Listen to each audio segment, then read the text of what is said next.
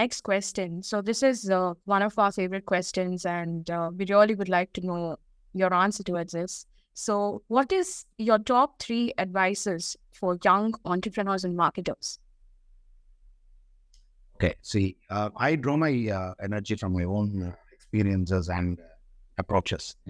Uh, I always had a connect with Robert Shaw's poems, the great American poet, specifically two poems, The Road Not Taken and Stopping by Woods on a Snowy. I remember these two poems. The highlight, the highlight of the above two poems is the last parting thoughts from the poet.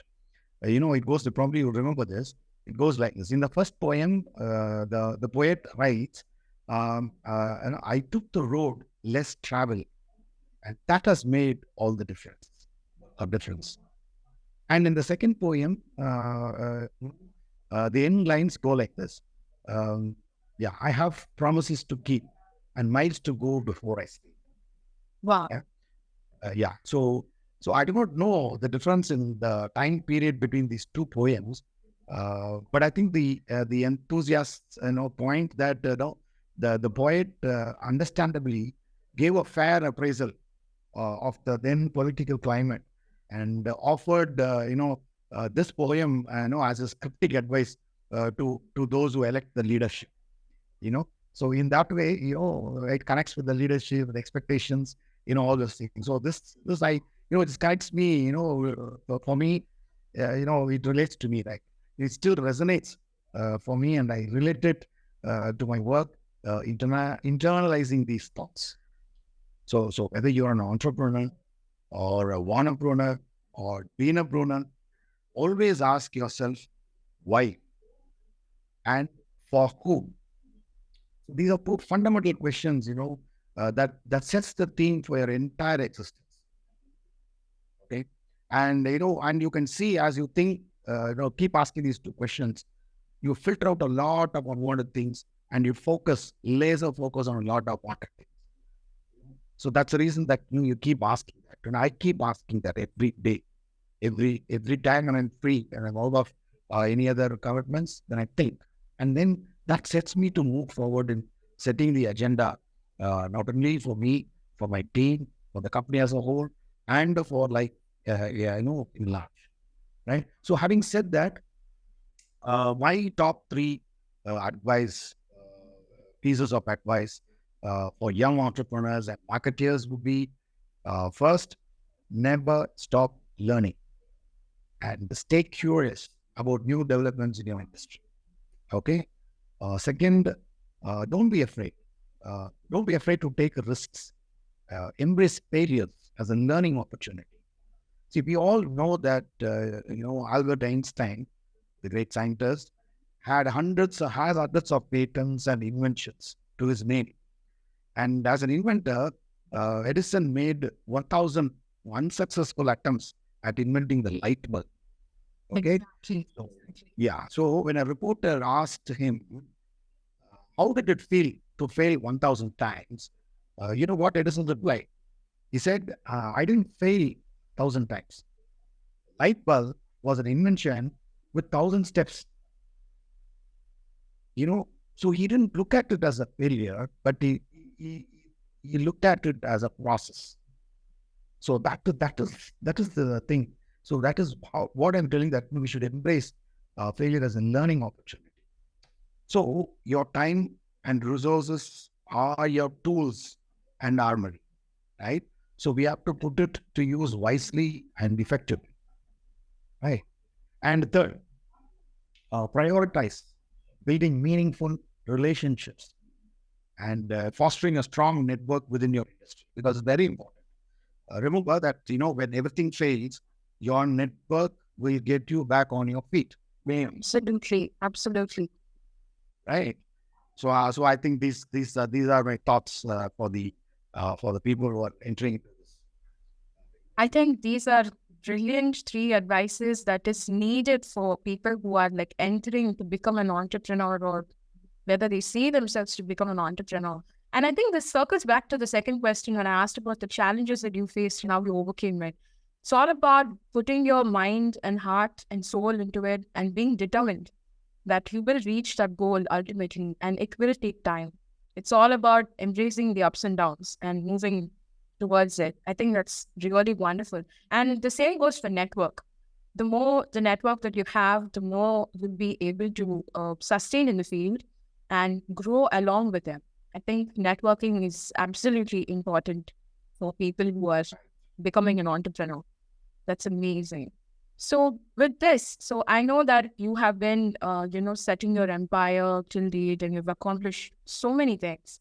So how do you maintain a work-life balance? And what are the personal habits that contribute to your success in such demanding roles? Because I don't know, being an entrepreneur and handling so many things is a very tedious job.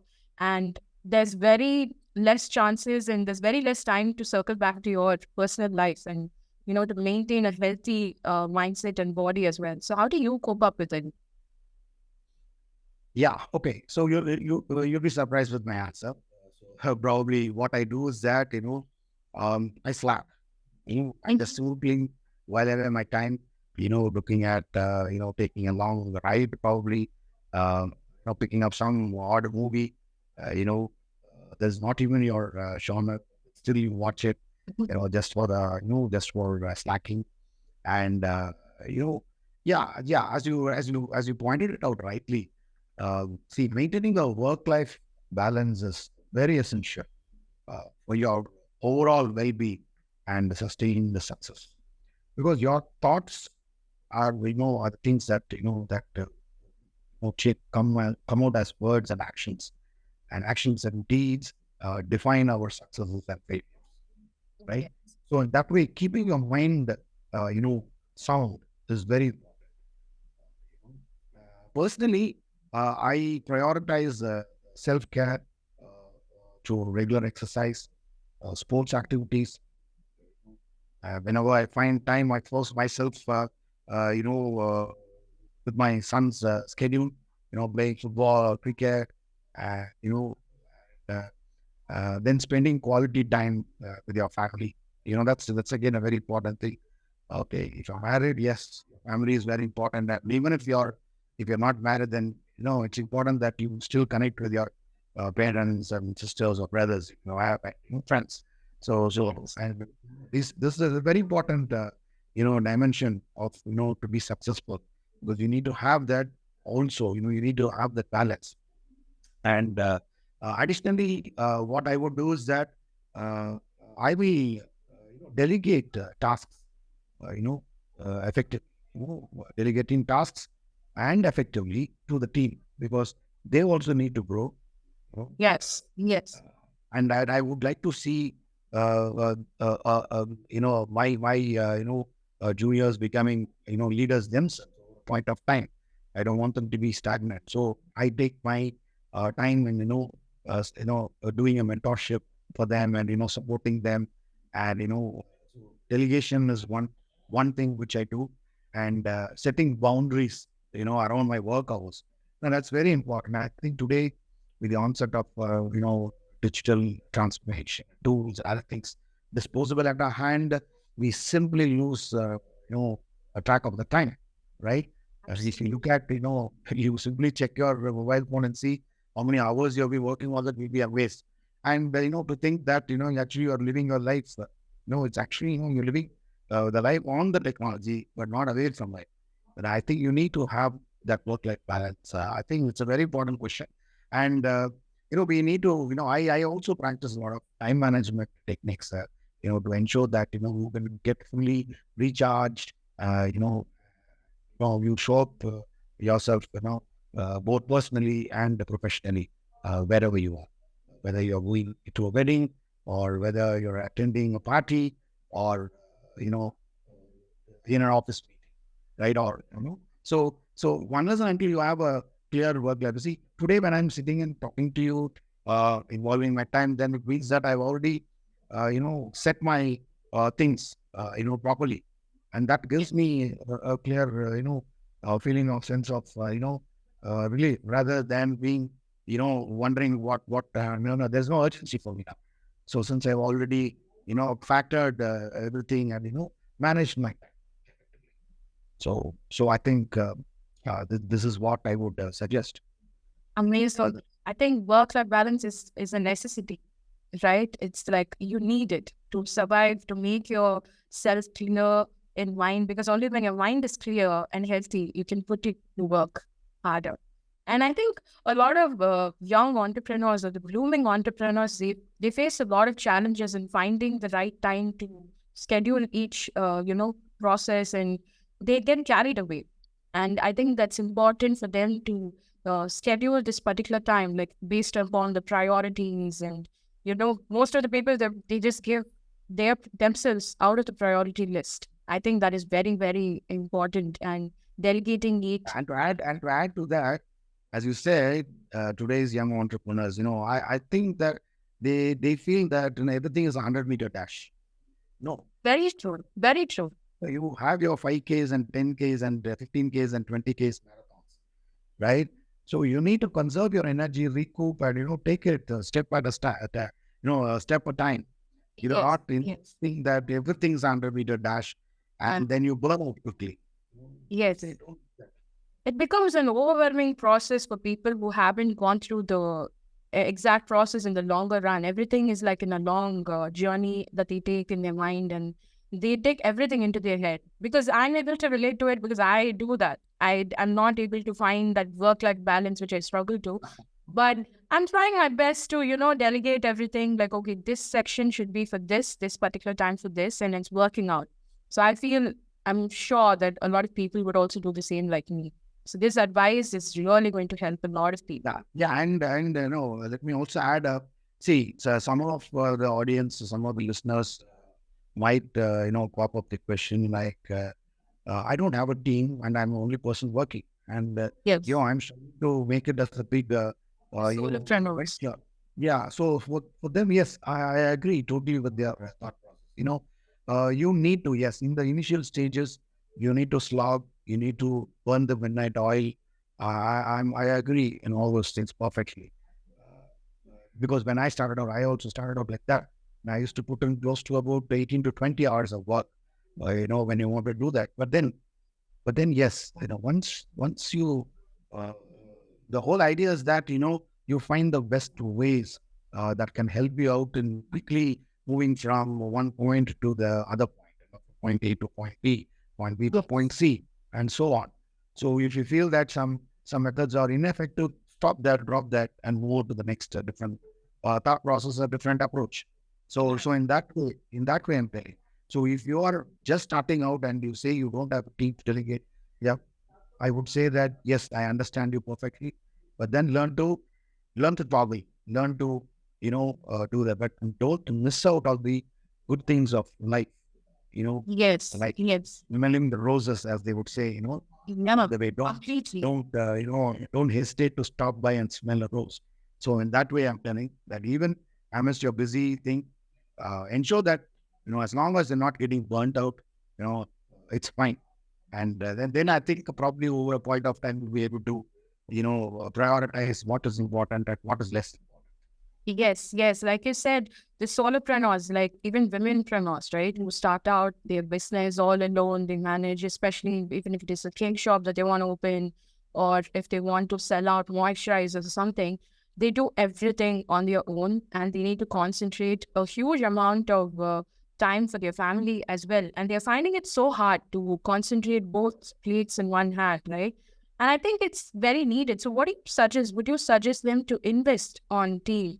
Because the first thought that comes for them is like, if I need a team, I need to give them the pay, right? So that becomes a major reason why they do it all alone. So what do you suggest for people like that?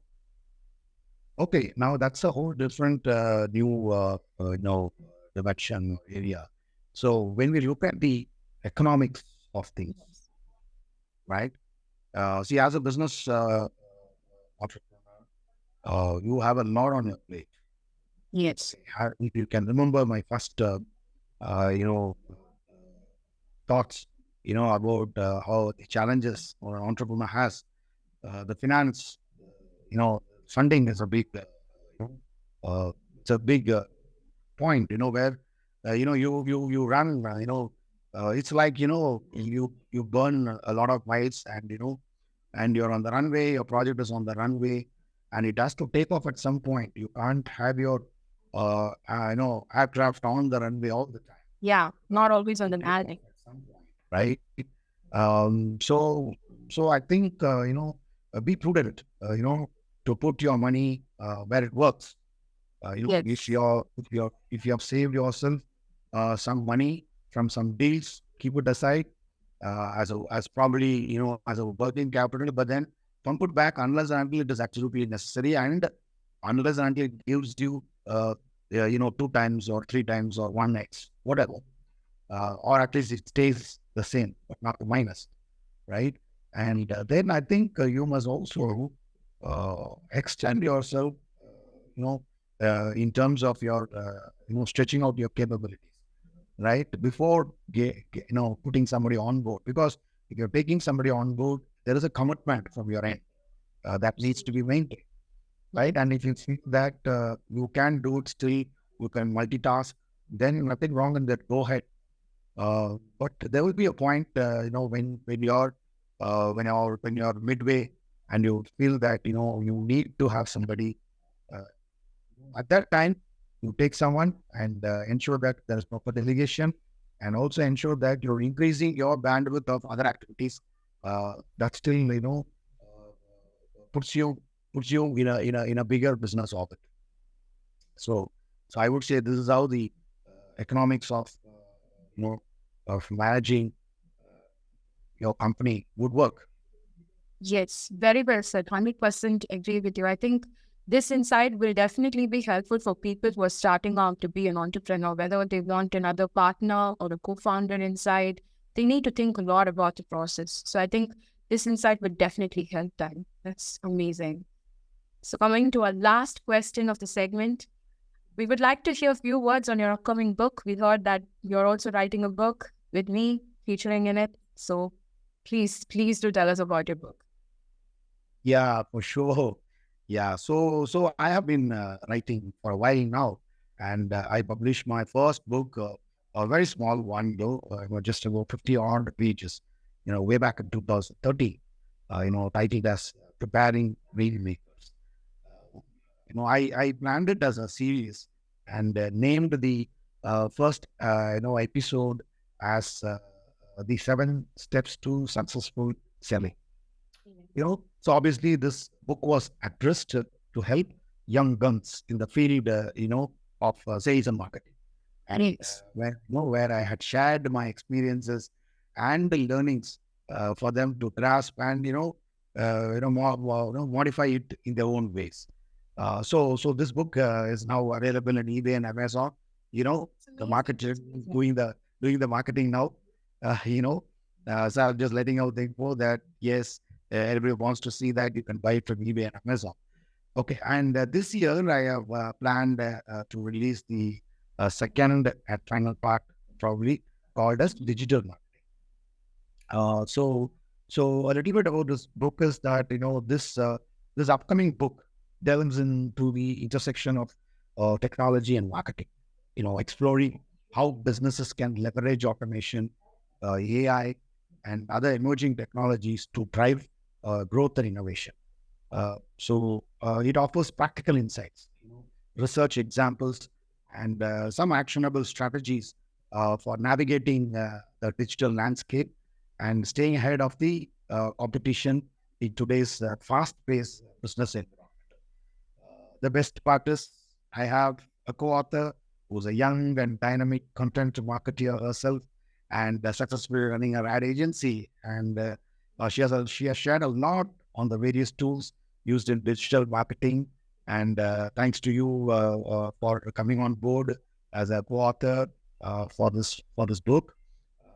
Obviously, very excited, and I'm sure that all of our readers will surely have a lot of takeaways.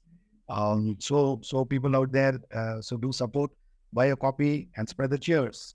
Absolutely, absolutely.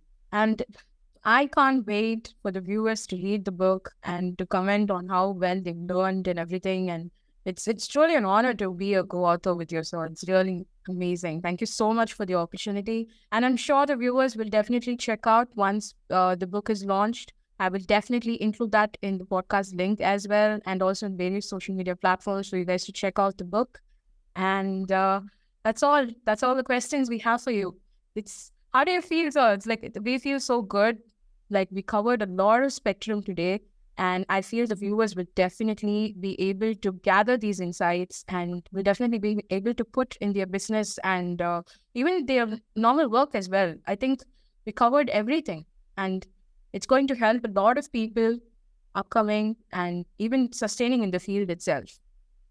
Yes, yes, hopefully, yes, yeah, yeah. We had covered a lot of ground, and yes, it brought a lot of fantastic memories for me. I felt like I relived my entire entrepreneurial journey in this last hour or so, and it's been great to be on this platform, and it's definitely a fantastic initiative that you have taken.